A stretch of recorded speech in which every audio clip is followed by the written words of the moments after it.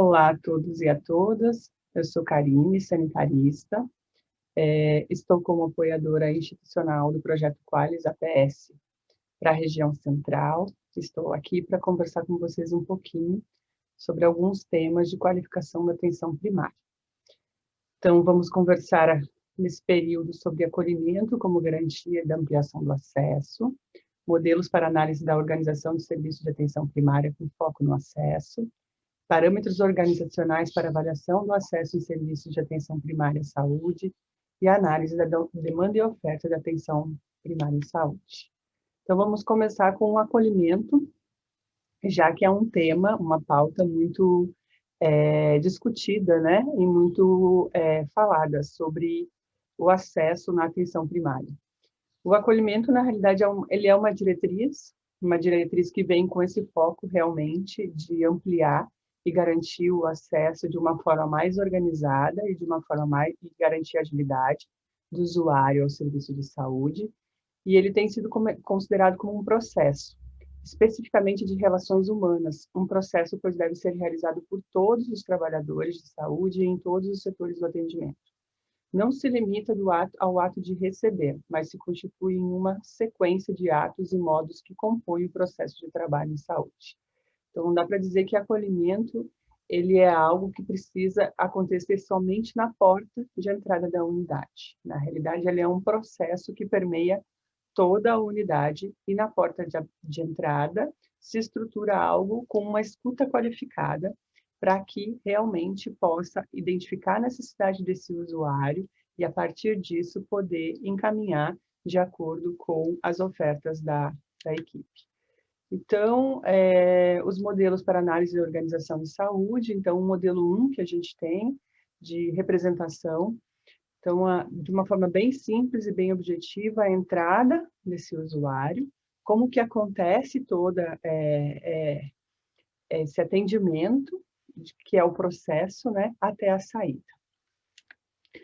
Então, se a gente for olhar a entrada do usuário, normalmente ele passa por uma recepção, que vai avaliar a sua queixa, e a partir dessa queixa, se ele vai para um agendamento, ou se ele é um paciente de acolhimento de risco, e se vai ser avaliado o risco e a vulnerabilidade. A partir disso, né, se define se é um agudo com risco, um usuário de programa sem problemas graves no momento, ou história pregressa, antigas sem sinais de gravidade, que vai para algum agendamento. A partir disso, ele é encaminhado também para uma consulta médica, consulta de enfermagem, e aí, se tiver necessidade, exames e medicamentos até a sua saída. Esse é um fluxo básico, né, necessariamente, como se organiza ou deveria se organizar o fluxo de atendimento de um usuário na Secretaria de Saúde da Família. E aí, aprofundando um pouquinho mais essa primeira parte, né, da relação, dessa acolhida, dessa relação entre trabalhador que está ali na porta de entrada em relação ao usuário, porque a gente fala tanto dessa escuta qualificada. Mas o que é essa escuta qualificada, né? Para a gente não reduzir essa escuta a uma triagem ou simplesmente uma classificação de risco ou uma avaliação de vulnerabilidade. Então, como que a gente transforma essa escuta qualificada a algo que necessariamente tem a potência de acionar dispositivos para dentro da unidade e também que atendam a melhor necessidade e a demanda do usuário. Então, o trabalhador, nessa relação com o usuário, né, que vem com a sua necessidade em saúde, ele traz o seu pedido, a sua queixa, a sua situação, que é a sua necessidade transformada em demanda. Essa demanda precisa ser escutada por esse profissional de saúde, traduzida e interpretada.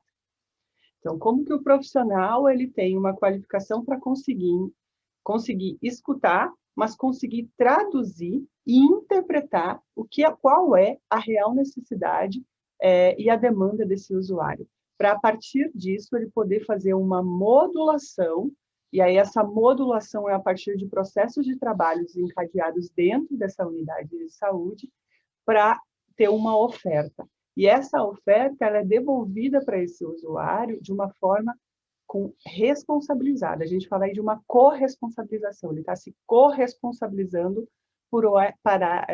com essa oferta para o usuário.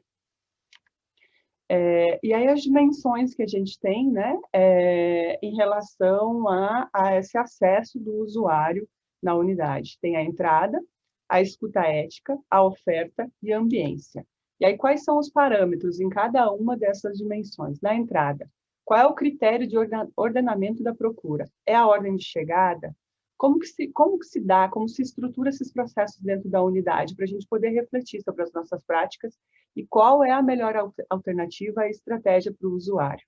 É a ordem de chegada? É orientado por equidade, classificação de risco, avaliação de risco e vulnerabilidade? É um misto? É a formação de filas? É por territorialização e a descrição da clientela?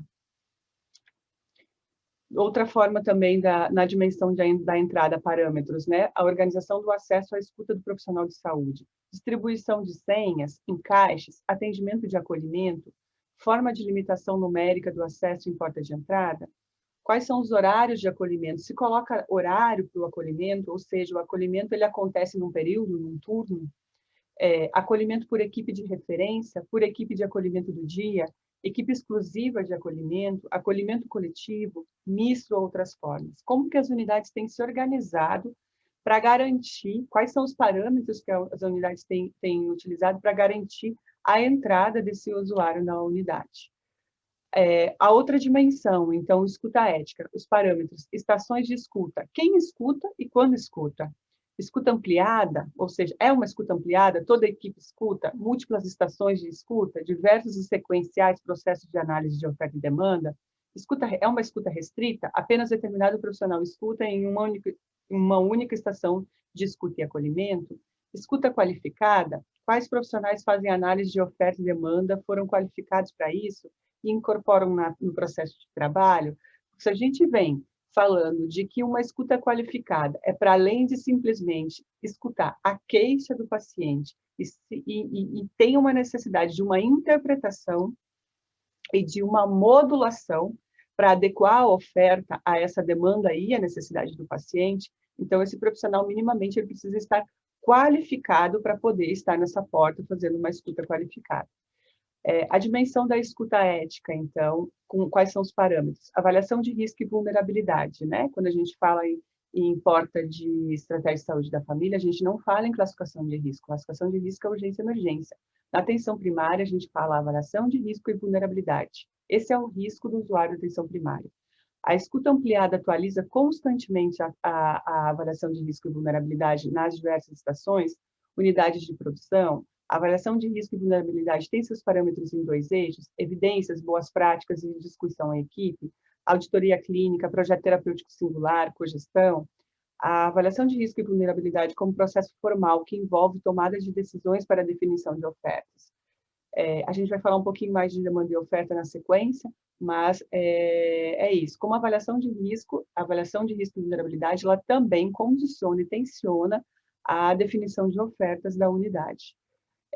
A avaliação de risco e vulnerabilidade reduzida à triagem fica ou vai embora. A gente fala isso de triagem de exclusão, ou seja, para definir qual é o usuário que entra no fluxo normal de atendimento da unidade e qual é o usuário que não fica. Isso é um acolhimento, é restrição de acesso, é o que a gente fala de uma triagem de exclusão.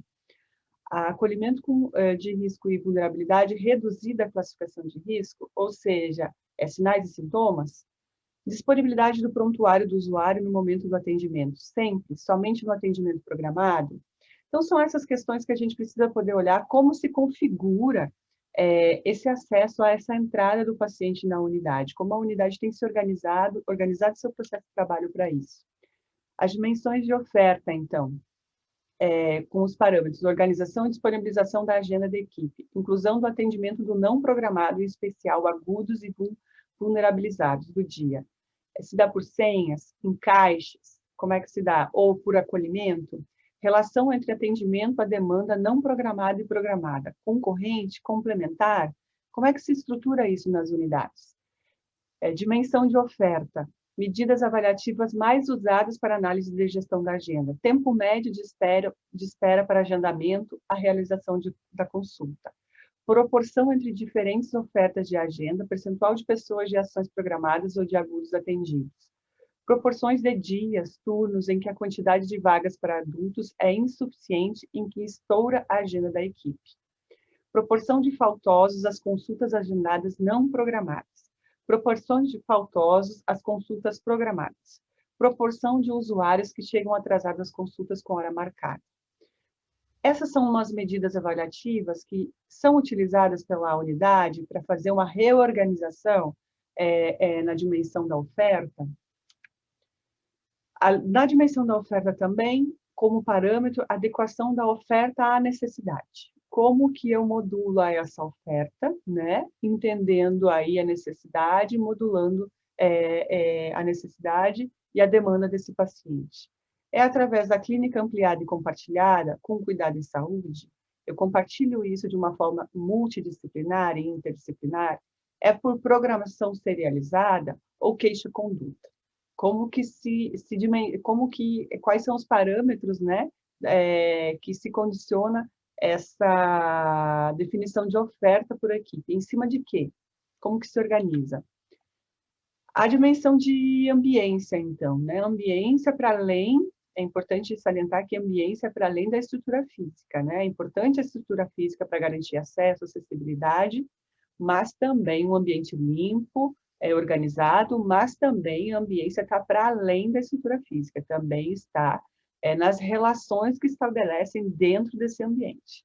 Então, o balcão da recepção, a sala de acolhimento, a unidade acolhedora, informações visíveis ao usuário, projeto de ambiência de equipe, que é isso, né? Como que se dá as relações da equipe nesse espaço. E aí, entrando um pouquinho também na análise de demanda de serviços de atenção primária, como é que se configura essa demanda?